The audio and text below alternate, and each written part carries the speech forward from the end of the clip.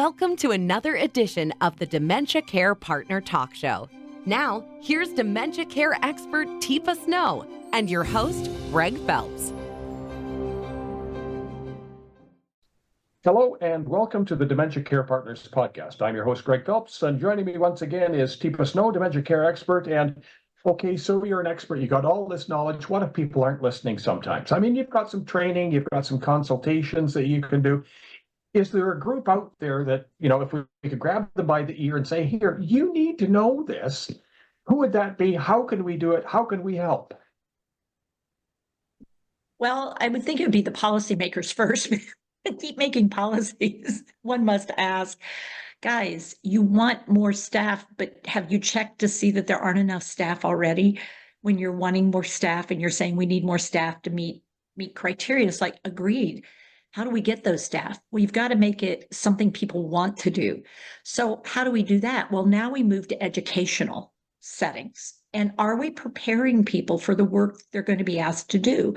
Do the community colleges, the universities, the programs that offer specialized training in rehab or nursing or care, are they actually preparing people, physicians, to actually address what needs to be addressed, or are they not? And are they doing it in a way that makes people excited and interested about getting into this? And then, of course, we have community providers that, who's helping them realize saying you have a special care unit does not make it so. You must indeed create the training because they're not coming to you with that training. I mean, that's not what's happening. So we need something beyond that, or it's just not going to work. It simply can't. Well, playing sort of the devil's advocate here, which apparently I'm good at, I'm running a training facility for care staff, and some of the courses are short, some are long. And they say, well, okay, yeah, we watched some Teepa Snow videos. Yeah. Are you a victim sort of your own success in that regard? Because you can go online and find all sorts of great advice from Teepa. I can pick up a phone and talk to somebody. We've always talked about that.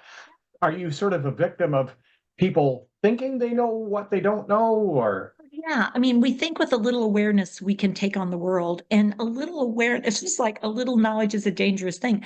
A little awareness can be sort of dangerous if you think that's all there is to it. Because, I mean, I do what I do based on 40 years of clinical practice. I mean, 45 now, 45 years of clinical practice. Well, you started when you were 3. Oh, well, yeah, I wish. No, I was much older than that. So what it says to me, though, is, guys, we've got to acknowledge and recognize, wow, I come into this with incredible degree of awareness of variability, but also when you watch a video, that's step one. Now I got to get you to think about what you saw in the video. And that's actually that what we call the adult experiential learning cycle. So let's share. What did you notice when Teepa went in there and did X? Oh, yeah. What was the reaction? Okay, well, here, tell you what, we're going to try it here. And I want you to see if it feels the same to you, if it feels different. Oh, it was different. Why do you think it was different for you? Oh, so now if you were going to do this with John, which way did you think he might enjoy? Which way would we try first? Oh, good. Yeah, let's try that. Okay, so now let's rehearse. And that's called coaching. I mean, so for me, to think you watch a video and now you could fly a jet plane, you watch a video, you could do surgery, everybody would think you were crazy. And I don't mean that in a derogatory, I mean, you would be, that's laughable. There's no way you could watch a video and do brain surgery. But we expect people to watch a video and give supportive care to somebody whose brain is changing by changing not only their brain, but their actions, their behavior, their abilities, their attitudes. And I think that's ridiculous. I think you have to do a lot more to prepare someone for this. And I think it's unfair. There's different types of learners too, are there not? I'm one of these people that I learned basically by doing. I have to get in there and muck around. Yeah, and that's great, because what that means is getting you to step back after you're doing it and put you in the other spot. And you go, oh, okay, so now when you're doing, I'll switch your place and put you in that spot, and now in this spot, and now in this watching spot. What do you see that you couldn't see when you were in it? So that ability to coach someone into skill building, regardless of what your preferred model is, I'll get you started there and then we have to switch places. But that's coaching. And that's a dynamic skill building that we so devalue. And yet, if you're going to work in dementia, it's just exactly what is needed for better provision of support and care. I'm sorry, it's got to happen that way. So start with the video, that's fine. Then do some training and then get to the coaching. But we've got to build this into something that legitimately has a chance, or people will continue to leave the field and we'll continue to have too many people with too few helpers and too little skill.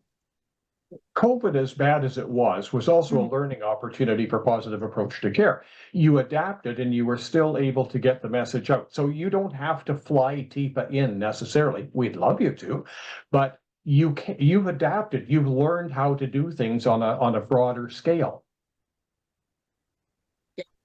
We have, and what I would say is how we start people off is we start off virtually frequently because that's who people are.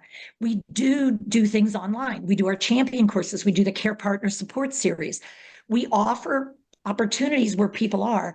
We do consulting virtually. But ultimately, we still truly believe it's when we come into relationship in person that you gain the most from the interaction, because then you have the physical nature of it, which we think it's not that bad. And then we realize, oh crap, it's that bad. I mean, yikes. My brain panics when I'm this close to someone that I don't know what to do. And it's like, yeah, that's good. Let's get that out of the way. Now that we know that happens, let's work through it so your brain doesn't have to panic. You know what? It's doing just fine. It really is. With your skills, you make it look easy sometimes. And then when somebody else goes and tries it with somebody who may be in an agitated state, it didn't go exactly as Teepa's video. Now what? Yeah. So now what is, wow, what'd you learn? Because you learned something regardless of what happened.